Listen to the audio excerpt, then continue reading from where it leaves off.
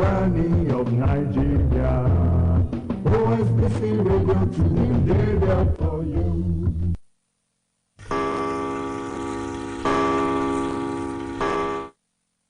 The time is 6 o'clock.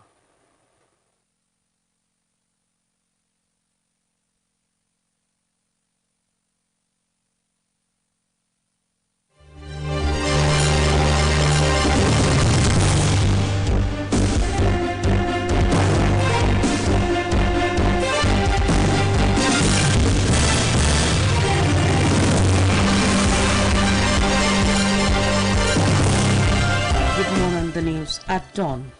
The headlines. Oshogbo Agubelewo section of Oshogbo Ilobu Ifon Road to experience temporary closure.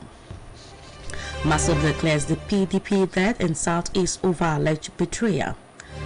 Sound engineer killed by Okada riders buried in Lagos amidst tears. Russia vows to pursue special military operation in Ukraine till end.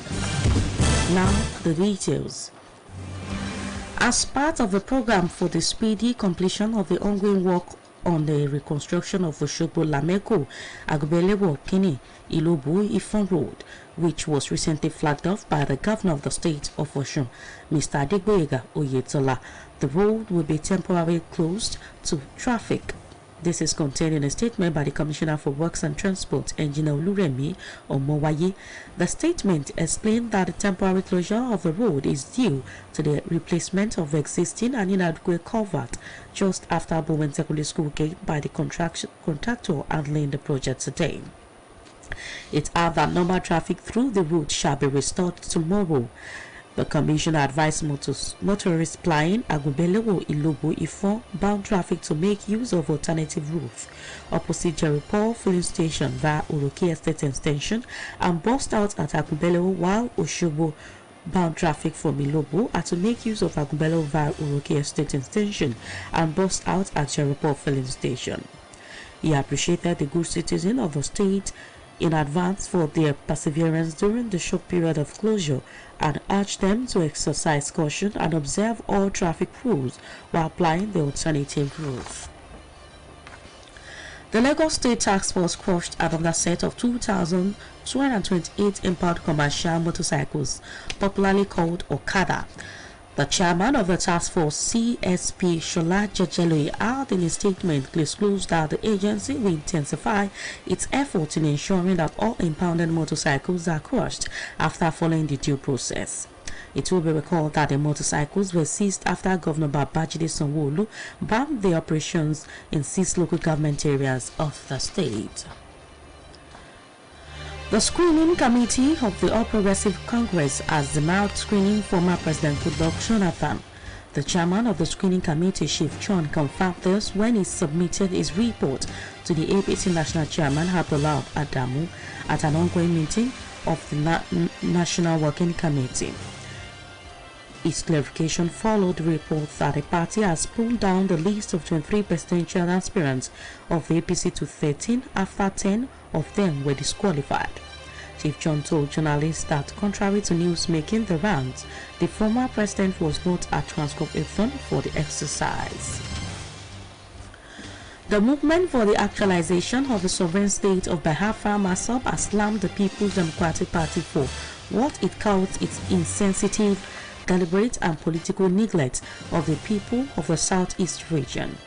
Masob warned the ruling All Progressive Congress not to toe the same line as it would lead to the dismemberment of Nigeria, which was already on the verge of collapse.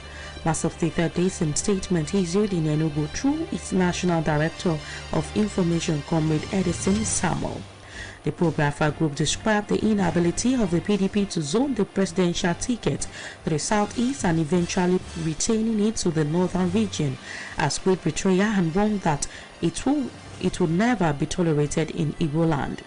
It, however, warned the APC not to deny the southeast region their presidential ticket or they shall be banished in Igbo land.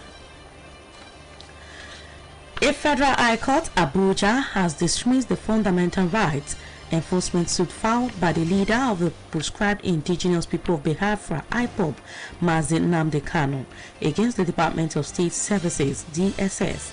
In a judgment, Justice Taiwo dismissed the suit for lacking in merit and substance. It will be recalled that Kanu had, through his lawyer, Maxwell Opara, in a fundamental rights enforcement suit, sued the Director General of DSS as first and the office as second respondents. He also joined the Attorney General of the Federation as third respondent in a suit dated and filed last December, alleging that his health was deteriorating in the DSS custody, adding that the medical personnel assigned to attend to him by the DSS were unqualified, among others. But the DSS, through its counsel, Idowu Hawo, disagreed with Opara and argued that Kanu's lawyer had not proved how the doctors attending to his clients were doing quack work. He prayed the court to discountenance the application, just as the AGF lawyer Simon Enoch also corroborated our submission, praying the court to reject Opara's application. Delivering the judgment, Justice Taiwo held that Kanu had not provided sufficient evidence that his fundamental rights were infringed upon by the security outfits, as there is no proof of torture before the court. This is the news I've done, coming to you from Osun State Broadcasting Corporation, Ile-Awiye, Okebale, Osogbo. Now a news message. Weekend is synonymous with festivity. As you're whining and dining this weekend, make moderation your watchword. Remember, only the living celebrates. A sound engineer, David Imo, who was killed in an attack in the Lekki area of Lagos on May 12, 2022, has been buried in Lagos by his family and friends. It will be recalled that Imo was lynched and burned to death following a misunderstanding ensued over the 100 naira balance with one of the commercial motorcyclists. Reports say his family, friends and colleagues had held a service and song for the sound engineer, who was described as diligent and committed at a church in Victoria Island, Lagos. Now to foreign news. Russia says it will continue its self-described special military operation in Ukraine until all its goals have been met as the offensive enters its 100th day. African Union chief, however, quoted Russia's President Mr. Vladimir Putin as telling him he is ready to enable the export of Ukrainian grain to ease a global food crisis that is hitting Africa, especially hard. The United Nations Crisis Coordinator for Ukraine had earlier warned that the war has and will have no winner. The global body confirms more than 9,000 civilians have been killed amid the conflict, adding that the true figure is likely considerably higher, with continuing hostilities making efforts to count the dead difficult. To end the news I've done, here again are the major points. As part of the program for the speedy completion of the ongoing work on the reconstruction of Osogbo Lamenko Agubelewo Okinilubu Ifon Road, which was recently flagged off by the governor of the state of Osun, Mr. Adeboyega Oyetola, the road will be temporarily closed to traffic today.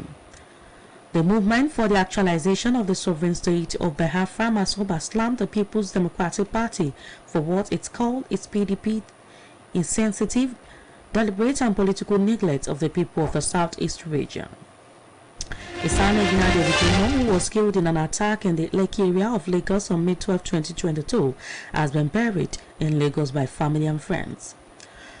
Russia has vowed to continue its self-described special military operation in Ukraine until all its goals have been met as the offensive enters its 100th day. That was the news done, edited by Latif Agbola and delivered by Tolulope Ajanako. For more about us, you can visit www.osbcng.org. Thanks for listening. Good morning.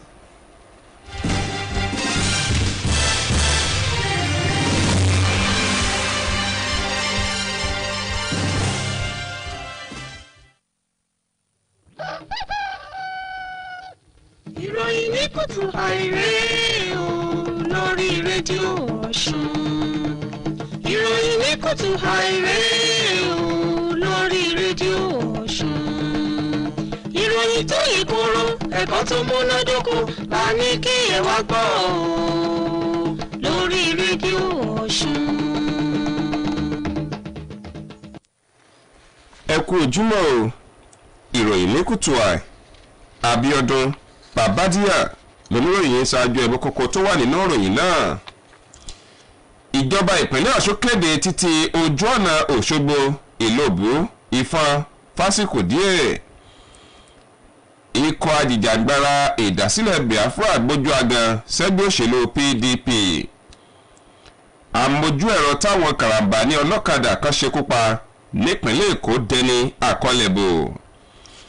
Orílẹ̀-èdè Russia lérí fùrù kọ̀kọ̀ láti má jogun omi nílẹ̀ Ukraine. Ìròyìn ọ̀rẹ́ lẹ́kùnrẹ́rẹ́. Níbàámu pẹ̀lú ìgbésẹ̀ láti tètè parí iṣẹ́ àtúnṣe ojú ọ̀nà ìlú Òṣogbo láti Làmẹ́kò sí Àgùnbẹ́léwò lọ́ọ̀kínní Ìlóbù títí dé Ìfọ̀nròlú eléyìí tí gómìnà Adébóyèga Oyètọ́lá fi lọ́lẹ̀ láìpẹ́ yìí. Kọ́ngílá tó ń ṣiṣẹ́ ojú ọ̀nà ọ̀hún yóò gbé òpópónà ọ̀hún tì pa fún ìwọ̀nba àsìkò díẹ̀ lọ́nà àti lè ṣiṣẹ́ lórí gádà tó wà ní ìkọjá ilé ẹ̀kọ́ girama Bowen lópòpónà ọ̀hún.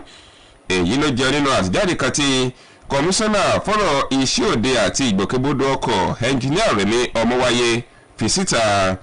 Ó ní lọ́la ọjọ́ ìsinmi ni kọ́ngílá náà yóò padà sí ojú ọ̀nà ọ̀hún fún gbígbà fáwọn ọkọ̀ wípé káwọn awakọ̀ tó ń gba ojú ọ̀nà náà darí ọkọ̀ gba ojú ọ̀nà tó wà ládojúkọ ilé epo Jerry Paul lọ sí Òròkì Estate títí tó fi jáde sí Àgùnbẹ́léwò padà káwọn tó sì ṣẹ́ríbọ̀ láti Àgùnbẹ́léwò náà tọ ojú ọ̀nà bẹ́ẹ̀. Ìjọba ìpínlẹ̀ Ọ̀ṣun wa mọ̀rírì ìfaradà àwọn èèyàn ìpínlẹ̀ Ọ̀ṣun pẹ̀lú àfikún wípé kí wọ́n túbọ̀ fi ọwọ́ ti ìjọba àti kọ́ngílá lẹ́yìn láti máa tẹ̀lé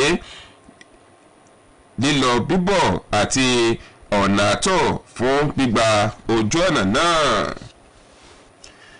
Ikọ̀ amúṣẹ́yá tíjọba ìpínlẹ̀ Èkó gbé kalẹ̀ ti rán ìṣímí àwọn ọ̀kadà 2,000 àti okòólénígbálémẹ́jọ tó gbẹ́sẹ̀ lé wómúwómú. Alága ikọ̀ amúṣẹ́yá náà ọ̀gbẹ́ni Ṣọlá Jẹ́jẹ́lóye tí kọ sàlàyé síwájú sí pé ikọ̀ náà yóò ṣiṣẹ́ tọ bí wọn ó ti rán àwọn ọ̀kadà kọ̀nọ̀rọ̀ sí ẹ̀dá tí wọ́n gbẹ́sẹ̀ lé láwọn ojú pópó tíjọba ìpínlẹ̀ Èkó ti fòfin dè wọ́n. Ẹ rántí pé lẹ́yìn tí gómìnà ìpínlẹ̀ Èkó ọ̀gbẹ́ni Babájídé Sanwó-Olú fòfin dè àwọn ọlọ́kadà láwọn ojú pópó ìjọba ìbílẹ̀ 6 kan ní gbígbẹ́sẹ̀ lé àwọn ọ̀kadà àwọn èèyàn aláìgbọràn ẹ̀dá náà bẹ̀rẹ̀ lẹ́yìn ọ̀sọ́ka. Ìgbìmọ̀ ètò àyẹ̀wò fáwọn olùdíje fún ipò ààrẹ lábẹ́ àṣẹ ẹgbẹ́ òṣèlú APC ti tako àhesọ ìròyìn ṣíṣe àyẹ̀wò fún ààrẹ àná lórílẹ̀‐èdè yìí ọ̀mọ̀wé Goodluck Jonathan lásìkò tí ìgbìmọ̀ ń ṣe àyẹ̀wò fáwọn tó fìfẹ́ hàn láti jáde dupò nínú ẹgbẹ́ òṣèlú APC. Alága ìgbìmọ̀ náà olóyè John Oyegun ló tako ìròyìn náà lásìkò tó gbé àkọsílẹ̀ àbálọbábọ̀ iṣẹ́ ìgbìmọ̀ ọ̀hún kalẹ̀ fún alága ẹgbẹ́ òṣèlú APC Abdullahi Adamu níbi ìpàdé àwọn aláṣẹ ẹgbẹ́ náà. Olóyè Oyegun ṣàlàyé fún àwọn oníròyìn pé ààrẹ tẹ́lẹ̀ náà ọ̀mọ̀wé Goodluck Jonathan kò tiẹ̀ farahàn pa ní ilé ìtura tí wọ́n ti ṣètò àyẹ̀wò fínífíní fáwọn èèyàn ọ̀hún. Ikọ̀ tó ń jà fún ìdásílẹ̀ orílẹ̀-èdè Biafra nílẹ̀ yìí ti ní ó ti tán fún ẹgbẹ́ òṣèlú PDP lápá ìlà oòrùn gúúsù orílẹ̀-èdè yìí lórí ẹ̀sùn pé ẹgbẹ́ òṣèlú náà pa àwọn èèyàn ẹkùn ìlà oòrùn gúúsù orílẹ̀-èdè tí ikọ̀ náà ṣèkìlọ̀ fún ẹgbẹ́ òṣèlú APC láti má tọ ipasẹ̀ ẹgbẹ́ òṣèlú PDP wípé ìgbésẹ̀ bẹ́ẹ̀ yóò tún tètè mú kí èròǹgbà ìjìjàgbara fún orílẹ̀-èdè míì tí ikọ̀ ń fọnrẹ́rẹ́ rẹ̀ kó yá kankan sí ni. Èyí ló jẹ́ nínú àtijáde kan tí ikọ̀ náà fi léde nílùú Enugu láti ọwọ́ akọ̀wé ètò ìròyìn rẹ̀ Comrade Henderson Samuel. Ikọ̀ tó ń fọnrẹ́rẹ́ ìdásílẹ̀ Biafra ń tọ́ka sí ẹgbẹ́ òṣèlú PDP tí bó ti yíwọ́ fífa olùdíje fún ipò ààrẹ rẹ̀ kalẹ̀ lábẹ́ àṣẹ ẹgbẹ́ rẹ̀ láti apá àríwá orílẹ̀-èdè yìí tó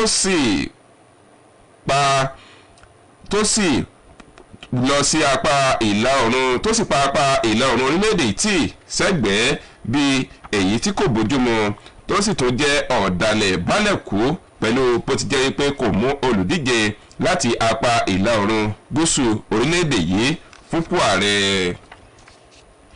ilé àwíyé òkè baálẹ̀ Òṣogbo láti ròyìn láti lè ṣe rédíò Ọ̀ṣun ẹ̀gbọ́n ìmọ̀ràn ta ní fún yín pọ̀pọ̀ ṣèṣe á máa pọ̀ láwọn òpin ọ̀sẹ̀ báyìí rí dájú wípé ó ṣeun gbogbo níwọ̀ntúnwọ̀nsì kó sì rántí wípé ayọ̀ nípa ni. ilé ẹjọ́ gíga ìjọba àpapọ̀ ilẹ̀ yìí kan tó kalẹ̀ sílùú Àbújá ti fọwọ́ sí dá ẹjọ́ títẹ ẹ̀tọ́ ọmọnìyàn lójú tí olórí ikọ̀ tó pè fún ìdásílẹ̀ orílẹ̀-èdè Biafra nílẹ̀ yìí ọ̀gbẹ́ni Nnamdi Kanu pè tako àjọ ọ̀tẹlẹ̀múyẹ́ ilẹ̀ yìí dànù. onídàájọ́ Táwótáwò ló da ẹjọ́ náà nù wípé kò lẹ́sẹ̀ lẹ̀ bí tí wò mọ́ ẹ̀rọ ti pé ọ̀gbẹ́ni Kanu ló ti pàṣẹ agbẹjọ́rò rẹ̀ Maxwell Okpara pé ẹjọ́ títẹ ẹ̀tọ́ ọmọnìyàn lójú tó sì wọ́ ọ̀gá àgbà àjọ ọ̀tẹlẹ̀múyẹ́ ilẹ̀ yìí lọ sí ilé ẹjọ́ láti kojú ilé ẹjọ́. nínú ìdájọ́ rẹ̀ onídàájọ́ Táwótáwò tọ́ka sí ẹjọ́ tí ọ̀gbẹ́ni Nnamdi Kanu pè gẹ́gẹ́ bí èyí tí ò lẹ́sẹ̀ lẹ́bi tí wò mọ́ wípé kò sí ọ̀nà kankan tí àjọ ọ̀tẹlẹ̀múyẹ́ ilẹ̀ yìí ti tẹ ẹ̀tọ́ rẹ̀ lójú bẹ́ẹ̀ ló fagilé ẹjọ́ ọ̀hún kúrò níwájú ilé ẹjọ́.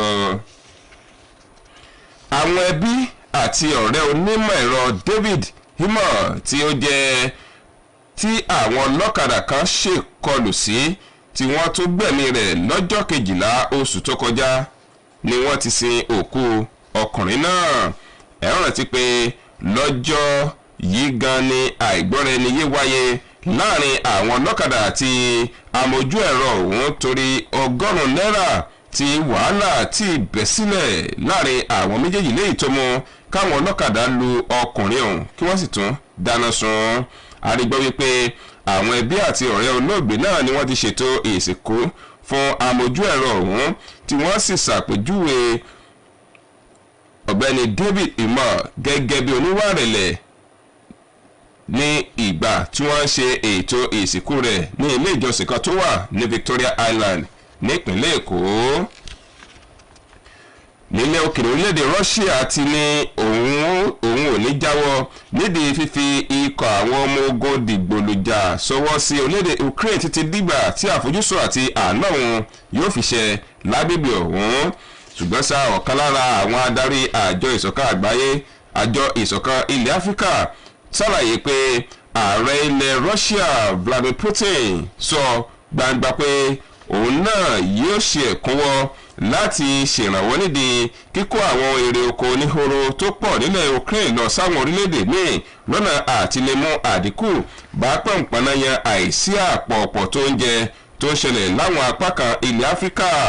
ṣáájú sí ni alákòóso ètò ìdẹ̀rùn oúnjẹ nílẹ̀ Ukraine nínú àjọ ìṣọ̀kan ilẹ̀ Áfíríkà ti ní ọ̀rọ̀ ogun tó ń wáyé láàrin orílẹ̀-èdè Ukraine àti Russia ní kò ní sọ́ta kò ní sópè lẹ́yìn ọ̀rẹ́yìn níbàámu pẹ̀lú bí àwọn orílẹ̀-èdè méjèèjì ti ń fi àwọn apá kan dáhùn sí àròyé àwọn ará ìlú lágbàáyé. ká tó mú ìròyìn ní kùtù àìwásòpin ẹgbẹ́ kókó wa mẹ́nubà lẹ́ẹ̀kan sí ìjọba ìpínlẹ̀ Ọ̀ṣun ti kéde títí ojú ọ̀nà Òṣogbo Ìlóbù Ìfọ̀n fúngbà díẹ̀ láti fún kọngílá tó ń ṣiṣẹ́ ojú ọ̀nà láǹfààní ṣíṣe àwọn apá ibì kan tó lákùdé ní ojú ọ̀nà náà. ikọ̀ ajìjàgbara ìdásílẹ̀ Biafra gbójú agan sẹ́gbẹ́ òṣèlú PDP ní bó ti pa apá ìlà oòrùn gúúsù orílẹ̀-èdè tí láti mú olùdíje fúnpò ààrẹ rẹ̀ látàpá abẹ́. àmójú ẹ̀rọ táwọn karambà ní ọlọ́kadà kan ṣekú pa lẹ́nu lọ́nà ìnípínlẹ̀ Èkó ti dẹni àkọlẹ̀bò léyìí tí wọ́n sì ṣe àpèjúwe àmójú ẹ̀rọ gẹ́gẹ́ bí oníwà rẹ̀lẹ̀ lásìkò tó wà lókè pẹ̀. orílẹ̀-èdè Russia tó ń lérí fùrù kọ̀kọ̀ láti má jẹ́ kó gbó sinmi nílẹ̀ Ukraine àmọ́ tó ń faramọ́ láti wá ọ̀nà tí wàhálà àìsí àpòpọ̀ tó oúnjẹ yóò fi dínkù lápá ilẹ̀ Áfíríkà. èyí ló pe ìròyìn ní kutuai. Lateef Agboola lólóòtú, Abiodun Babadia lóníròyìn. fẹ́kùnrẹ́rẹ́ ìròyìn àti ọ̀rọ̀ tuntun jọmọ́ sí iléeṣẹ́ yìí ẹ tún lè kàn sí ìtàkùn ayélujára www.osbcng.org. mo kí yín ẹ kú àjíòde o.